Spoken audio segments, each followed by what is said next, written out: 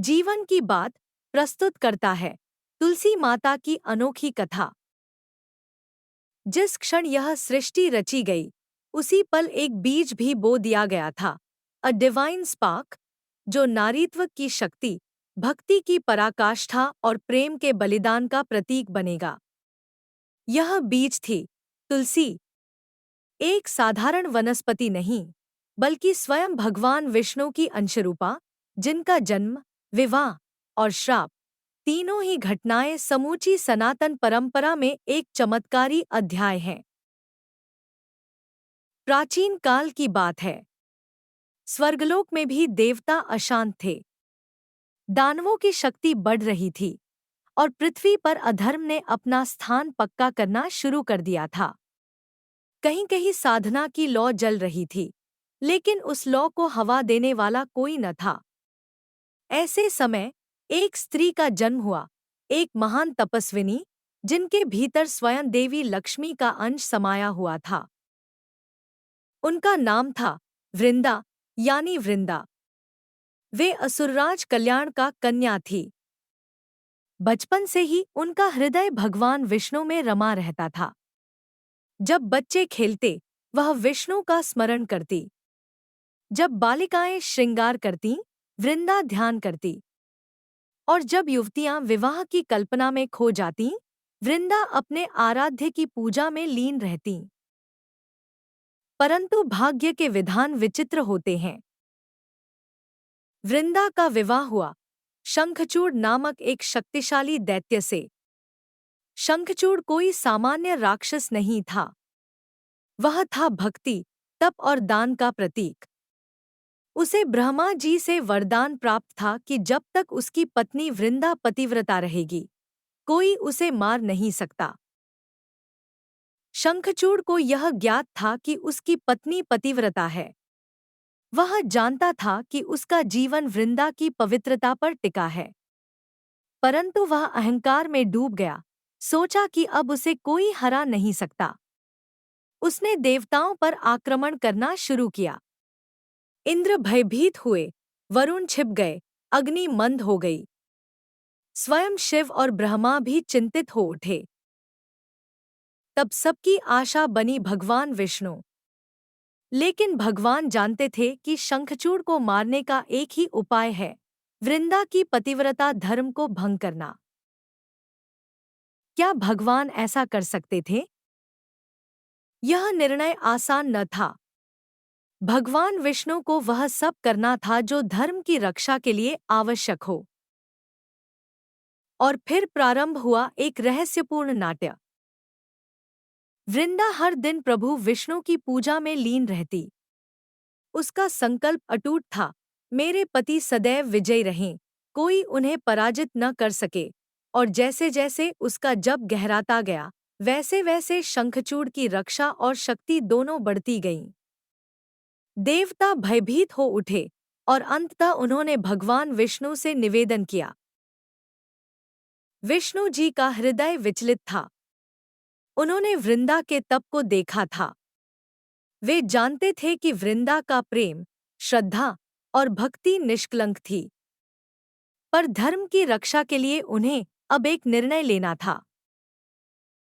एक रात, जब वृंदा ध्यान में लीन थी और शंखचूड़ युद्धक्षेत्र में था, तब भगवान विष्णु ने शंखचूड़ का रूप धारण कर लिया। उन्होंने उसके जैसा वेश, उसके जैसे शब्द, उसकी चाल, सब कुछ वैसा ही बना लिया। वे वृंदा के समीप आए। वृंदा ने जैसे ही अपने पति को देखा, उसकी आंखें प्रसन्न हो गईं और वह उनसे लिपट गई। पर तभी एक रहस्यमय कंपन समस्त वातावरण में फैल गया। वृंदा ने आंखें मूंदी और जैसे ही वह ईश्वरत्व को महसूस करने लगी, वह कांप उठी। यह मेरे पति नहीं है, वह चिल्लाई। यह कोई और है। यह तो मेरे आराध्य हैं, प्रभु विष्णु। क्षण भर में सारा भेद खुल गया। वृंदा का पतिव्रता धर्म भंग हो चुका था। उसी समय युद्ध भूमि में शंखचूड़ की मृत्यु हो गई। वृंदा के अंदर तूफान उठ खड़ा हुआ। उसने कांपते हुए शब्दों में कहा, हे प्रभु, आपने मेरे साथ छल किया। मेरे पतिव्रता धर्म को आपने स्वयं भंग किया। आपने मेरी भक्ति को ठुकराया। उसकी आंखों में आंसू नहीं, अग्नि थी। उसका हृदय टूटा नहीं था, वो तो एक श्राप बन गया था। वृंदा ने भगवान विष्णु को श्राप दिया, जैसे आपने स्त्री का छल किया, वैसे ही आप भी स्त्री के लिए पत्थर बनेंगे।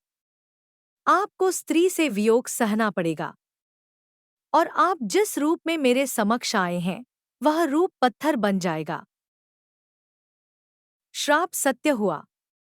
विष्णु का वह रूप शालिग्राम बन गया, और वृंदा अग्नि में प्रवेश कर गई। लेकिन अग्नि उसे भस्म नहीं कर पाई, क्योंकि वृंदा, जो अब एक स्त्री नहीं थी, वह बन चुकी थी तुलसी माता। एक ऐसा वृक्ष जिसकी पत्ती भी भगवान के पूजन के बिना अधूरी मानी जाती है। विष्णु स्वयं तुलसी को आशीर्वाद देने प्रकट हुए। उन्होंने कहा, हे वृंदा, तू सदा मेरी अर्धांगिनी बनी रहेगी। जब भी मेरी पूजा होगी, बिना तुलसी के वह स्वीकार नहीं होगी। हर एक भक्त तेरी भक्ति के बिना मुझ तक नहीं पहुंच सकता। तू स्वयं भक्ति की देवी है। वृंदा का शरीर भले ही अग्नि में विलीन हो गया था, लेकिन उसका आत्मबल, उसकी भक्ति, उसका संकल्प अग्नि से भी प्रबल था। अग्नि देवी स्वयं उसे नहीं जला सकी। देवताओं की दृष्टि में अब वृंदा केवल एक पत्नी या एक भक्त नहीं रही थी, वह स्वयं भक्ति की साक्षात मूर्ति बन चुकी थी। जब उनका शरीर अग्नि में समर्पित हुआ, वहीं से एक दिव्य पौधा उत्पन्न हुआ, जिसकी पत्तियां अद्भुत सुगंध देती थीं, जिसकी स्पर्श मात्र से पवित्रता का संचार होता था। यही था तुलसी का पौधा। देवताओं ने देखा, और ब्रह्मा जी ने घोषणा की, यह कोई साधारण वनस्पति नहीं है। यह स्वयं वृंदा का रूप है। यही माता तुलसी कहलाएंगी। तुलसी माता का विवाह। इस घटना के कुछ समय बाद भगवान विष्णु ने देवताओं के समक्ष घोषणा की, वृंदा की भक्ति, उसका समर्पण और उसका धर्म इतने उच्च थे कि मुझे स्वयं उसके साथ विवाह करना होगा। बिना उसका सम्मान किए मैं स्वयं अधूरा हूँ। एक शुभ तिथि निश्चित की गई, कार्तिक शुक्ल एकादशी, और उसी दिन भगवान विष्णु ने शालिग्राम रूप में तुलसी माता से विवाह किया। इस विवाह को संपूर्ण ब्रह्मांड ने देखा। सभी देवी देवताओं ने इस पावन युगल का स्वागत किया। विवाह की इस परंपरा को ही आज तुलसी विवाह कहा जाता है। जिस स्त्री ने अपना सब कुछ समर्पित कर दिया, जिसने धर्म के लिए अपना सतीत्व तक त्याग दिया, आज वही माता तुलसी बनकर सबकी पूजनीय हो गई। और भगवान विष्णु स्वयं उनके पति कहे गए। विष्णु जी बोले, जो भी तुलसी माता के पत्तों से मेरी पूजा करेगा, उसके समस्त पाप नष्ट होंगे। जो उनके पौधे को रोपेगा, उसके घर में लक्ष्मी वास करेगी। जो तुलसी का अपमान करेगा, वह मुझे नहीं पा सकेगा। तुलसी का रहस्य। कहते हैं, तुलसी माता आज भी जीवित है। वे हर घर में, हर आंगन में, हर मंदिर में पाई जाती हैं। वे मात्र एक पौधा नहीं, एक जीवंत चेतना है, जो भक्त के हृदय में बसती है। एक बार एक संत ने तुलसी के पत्ते को जल में डालते हुए पूछा, माता, आप में ऐसा क्या है जो भगवान स्वयं आपके बिना पूजा नहीं स्वीकारते? तुलसी की पत्तियां मंद-मंद हिलने लगी, जैसे कोई अदृश्य उत्तर दे रहा हो। क्योंकि मैंने सब कुछ खो दिया, पर विश्वास नहीं खोया। मैंने अपने भगवान पर विश्वास रखा, even when they shattered my world। जीवन की बात यही रहस्य उजागर करता है। भक्ति का अर्थ केवल पूजा नहीं, बल्कि संपूर्ण समर्पण है। और तुलसी माता उस समर्पण की अमर मूर्ति है। अगर आपको यह कथा गहन लगी, दिल को छू गई, तो कृपया वीडियो को लाइक करें, कमेंट करें, जय तुलसी माता, और चैनल जीवन की बात को सब्सक्राइब जरूर करें। क्योंकि यहाँ हर कहानी सिर्फ कथा नहीं, बल्कि आत्मा की आवाज होती है।